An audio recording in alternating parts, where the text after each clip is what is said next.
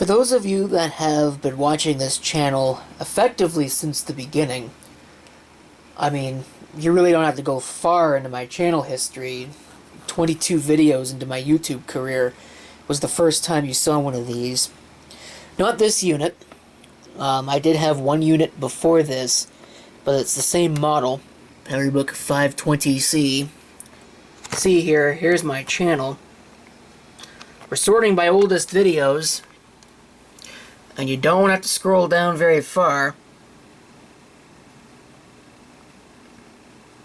There it is. The first video, 14 years ago. Ouch. Doesn't that make you feel old? Of course, there's channels that have been on YouTube since like 2005. That was 20 years ago. Does that make you feel old? Yeah, you probably shouldn't watch that video either. It's split into two parts because YouTube at the time had a 10-minute limit on videos. Remember that? It's not a very good video either, so you shouldn't watch it. But anyway, back to this video. My first machine, unfortunately, what happened with that one is the hard drive had failed. It was an IBM drive, but the hard drive failed, and the machine got shelved for a while I tried to find a replacement hard drive. And at the time, the SD replacement, the SCSI 2 SD, was prohibitively expensive. Although, having said that, I spent a frightful amount of money on a hard drive, and shortly after doing that, the hinge fell apart on the machine, one of the hinges. And so I ended up getting this one for a pretty good deal, and I sold the other one. Sold the other one for a price that pretty much covered for this. So,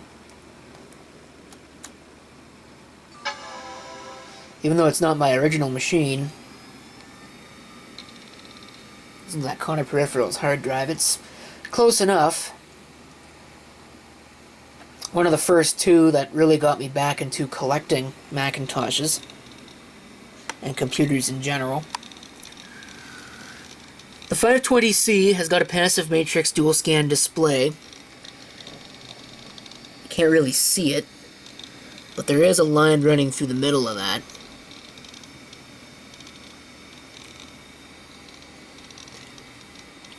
Basically, there's two display processors, each of which is in charge of half the screen. The keyboard's loose because the screws don't quite line up. It's actually the same problem I had with the last one of these that I had. I don't really know why that happens.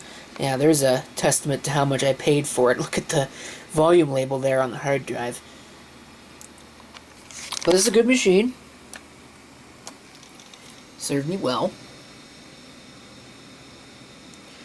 One thing that I've always kind of been interested in is the active matrix version of this system. For no particularly good reason, just because I kind of wanted one and wanted to compare the two. So guess what? I went and got one.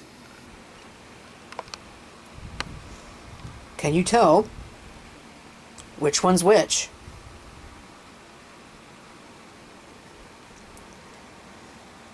The answer should be not really, because they are basically exactly the same. And that's by design. This is the 540, this is the 520. Obviously, the 520 is in a little bit better condition than the 540. But the ports are generally the same. This one does not have the modem, whereas this one does. I remember that my original unit, I believe, also had the modem installed, but it's not like it's something that I miss. These units could take two batteries. See, this one's got two batteries. This one is missing one of the batteries. And you can see also a little bit of potential hinge damage starting on this. This is the 520, so I'm hoping that's not going to be a real problem for this. But really, the only difference between the two is that the 540C has got the active matrix display. Okay, so I actually kind of lied a little bit. There are two major differences between this and the 520C. This being, of course, a 540C. That, as you can see, that's funny, basically is exactly the same machine, other than the display, which is still 8-bit, which gives you 256 colors, but it is an active matrix display, a TFT screen, as opposed to the dual scan display. But this also has a faster processor in it. The 520C used a 25 MHz 68LCO40 Motorola processor. This has a 33 MHz 68LCO40. Both machines shipped with 4 megabytes of onboard memory, system board resident memory. Both of them could be optionally configured with an 8 megabyte RAM card from the factory to give you a total of 12 megabytes. That is how my 520C is configured. This one's kind of interesting and different because it's actually got, at least insofar as I can tell, a 24 megabyte DRAM card, which I'd imagine would have to be aftermarket, and reports a total of 28 megabytes of installed memory. Of course, there is a good reason for that, which we will get into in just a second. Now, the 520C could have been configured with a number of different hard drives, ranging in size from 160 megabytes to 320 megabytes. The 540C could have shipped with a 320 or a 500 megabyte drive. Now, 500 megabytes in 1995, when this thing would have been introduced, in fact, actually 1994, rephrase that, was positively massive. We don't really think much about that when we've got our multi-terabyte drives these days, but back then, that was a lot of space. Other than that, these are basically the same machine. Same set of stereo speakers, same microphone, same keyboard, the same trackpad. These were the first Macintoshes to include a trackpad, one of the first computers ever to include a trackpad, instead of a traditional trackball or IBM's little eraser head mouse.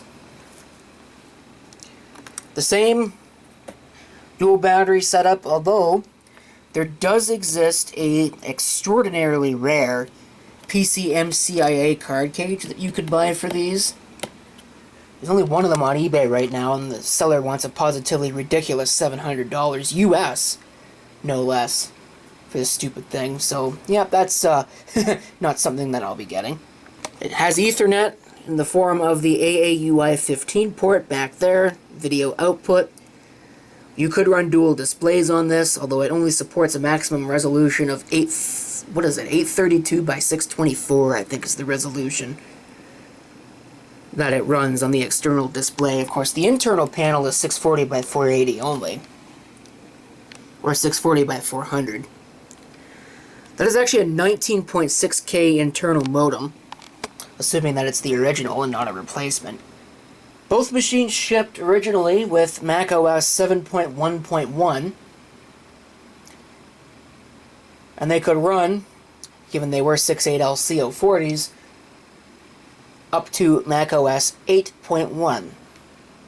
And therein lies the reason why this thing has had its RAM upgraded, at least presumably.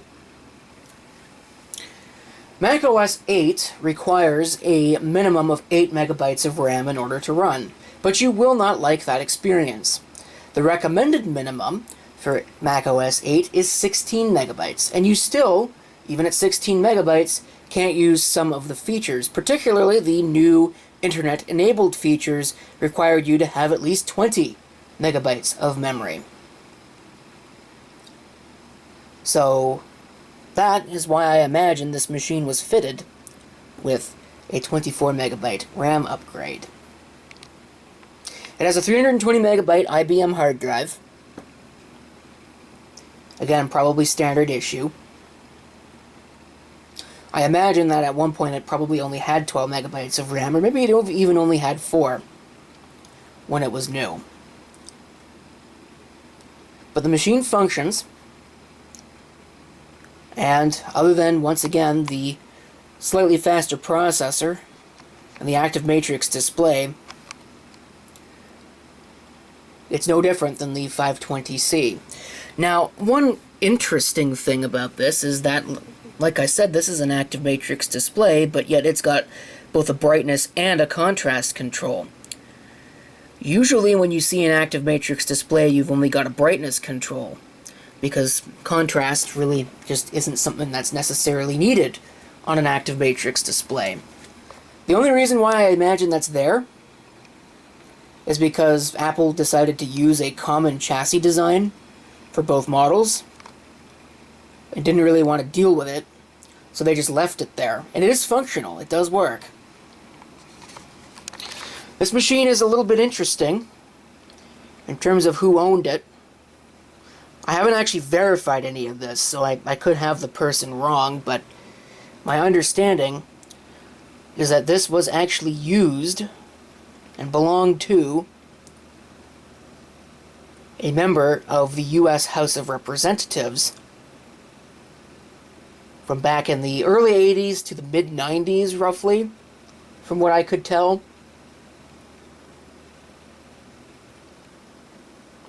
Which is certainly intriguing. Again, if I have the name right. Now, again, names are names. This could just happen to be somebody that shares the guy's name. I don't know. I haven't done any real research into this. And I don't know if the story was spelled out in the eBay auction that I bought this from. I don't really care. It's a PowerBook 540C that works. So, we're going to see it work.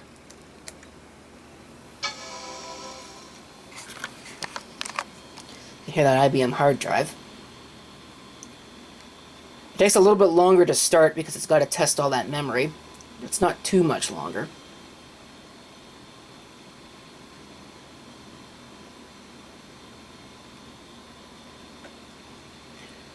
There is a little bit of pink backlight syndrome going on with this. You can see this is definitely the active matrix screen. It's got a much better viewing angle. It's still not the best active matrix display out there, but it is a whole lot better than the dual scan display. There's no line in the middle of the screen denoting halves.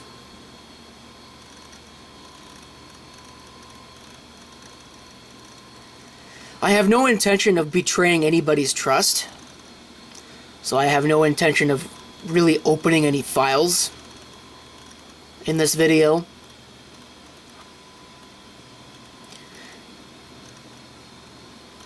Everything that's on here appears to be fairly benign. I do have a house address, so I guess there's one thing. And directions on how to get there. It's not like some scandal-filled, full of classified documents that should have been left in the Pentagon or anything like that. Which is good, because I don't want that responsibility. You can see battery is junk, but that's not a surprise. In fact, I think it's probably leaking, so I should just take it out of there. And yeah, there's definitely some files there on the desktop, and a ClarisWorks alias. If we take a look here, macOS 8 with 28 megabytes of built-in memory. And you can see macOS using 5.6 megabytes. If this were a system with 8 megs, that would be pretty useless, really. I don't imagine there's very much that you could run with a mere, basically 3 megabytes of RAM to use. In fact, not even, basically 2 megabytes of RAM. I mean, let's go ahead and open up ClarisWorks. Here you'll see where my suspicions come from as far as who owned this.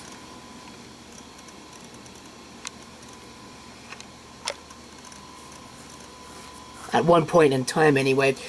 It looks like it was mostly used by, I don't know, his wife or ex-wife or lover or something, I don't know, who was a teacher. Again, I haven't done a whole lot of research on this. So, but it's there. Like I said, most of the files that are on here are benign. Lesson plans, information, schoolwork, etc., etc. Nothing overly serious or anything like that. But I haven't browsed everything. Now, you can see there that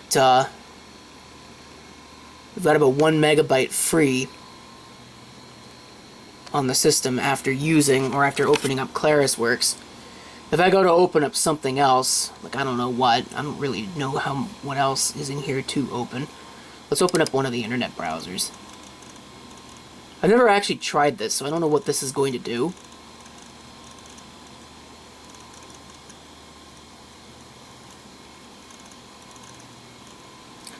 Oh, Netscape Navigator. That's a good choice. It's too bad it was completely brutalized by Microsoft and their underhanded business tactics. This doesn't have the viewing angles that a modern LCD would have, but it's a lot better than a passive matrix display would be. This isn't going to work because obviously I don't have this thing connected to the network. I probably will at some point connect it to the network. Maybe see if I can offload some files. Because there's a lot of stuff on this hard drive. Some of which might be interesting to save. I wonder if it locked up. It's probably trying to dial out over a modem, which is not going to work. So, I'll give it a few minutes here. Yeah, I rebooted the machine, because apparently the browser broke it. Again, like I said, it's probably because it's trying to dial out over the modem, and that's not going to work. So I might have to do some network reconfiguration on this, but... oh well. Guess while we're waiting, I'm sure someone's going to make a comment in the comment box down below talking about, oh, you ex-wife, what a bad person you are, bad-mouthing a member of the U.S. House of Representatives. It's not my intention to do that kind of thing, by the way, you know? Even someone who left office before I was born. You know, it's just, again, I didn't do a whole lot of research into a man's personal life because I just don't care that much. It was owned by someone pretty high-ranking. That's kind of cool, but I don't intend to spy on the man, snoop in all of his personal documents, or his wife's documents, daughter's documents, son's documents, whatever, because I just simply don't care that much. So it's a neat footnote in history, but it's just that, it's history. My intention is to use the machine, and to make this video about the machine. So, anyways, you can see 256 colors at 640 by 480. The speakers on these are pretty good. They're not great. The speakers on the older PowerBook 100 certainly got a lot louder, but...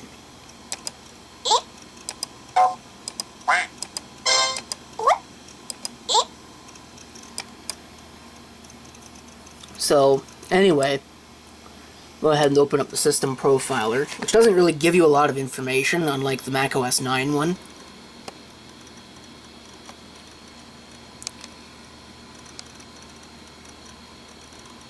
You can't see there what we've got. Wait a minute. 25 megahertz. What is this? So I've now got some more questions, because the information I was able to find on the 540C suggested it should be 33, but yet here we are, a system with 25. So I wonder if this was a 520C originally, and someone splurged for an upgraded display panel. That was certainly offered. That was something that you could do with these machines, was upgrade the 520C to an active matrix display. It was an offered option. Maybe that's what somebody did. The SCSI bus there. An IBM hard drive. Doesn't really say anything else about it.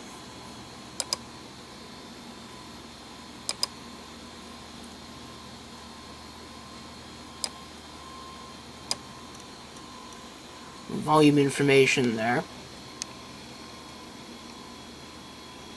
About half used, roughly. Less content settling and shipping. I believe this does have some PowerBook specific control panels enabled on it. Yes, so it does have some PowerBook specific stuff. SCSI target disk mode. And other such things. Again, the extent of what I'm really going to do here is open up this, and you can see there's all kinds of files all over the place in here.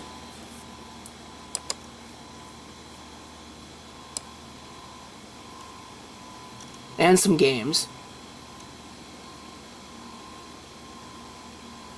But nothing of consequence. I mean, this kind of looks like something of consequence right there, but it's not. Alright, I think it was indeed that, because I changed the TCP IP to use Ethernet as opposed to PPP protocol. Look at that, 9 megabytes. So you couldn't even run that on a system that only had 8 megabytes in it. Well, you could. It'd be using virtual memory, though, and that wouldn't be very good for your system. So, anyway, I don't think I've got anything else really to say about the machine. It exists. It works. Definitely got a much nicer display than the passive matrix display.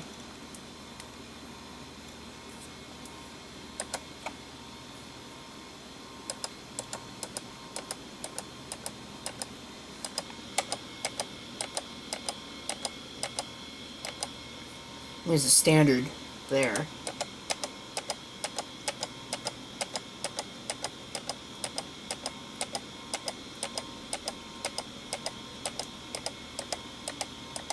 I don't know that it really comes.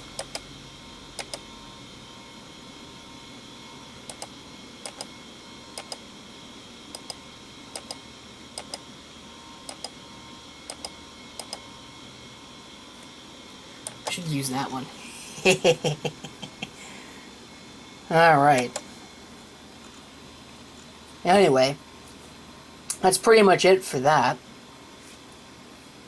I wonder if the machine locked up again. Oh, there it goes. So, there's your PowerBook 540C. Almost, I guess. I don't really know. Again, I'm not sure what this really is. But what I can tell you is that it works. It was owned by a high-ranking official, or at least seems to have been owned by a high-ranking official, or someone who shares his name. Which is pretty interesting as a footnote in history. But as of right now, I'm going to make this video a footnote in history. And I will thank you for watching, and ask that if you've got a comment, please do feel free to leave one below. Unless you're going to get political on me, in which case I don't really care to hear from you. Yes, the man was a Democrat. No, it doesn't particularly matter. At this point, it was like 1994, guys. Come on. Get a life.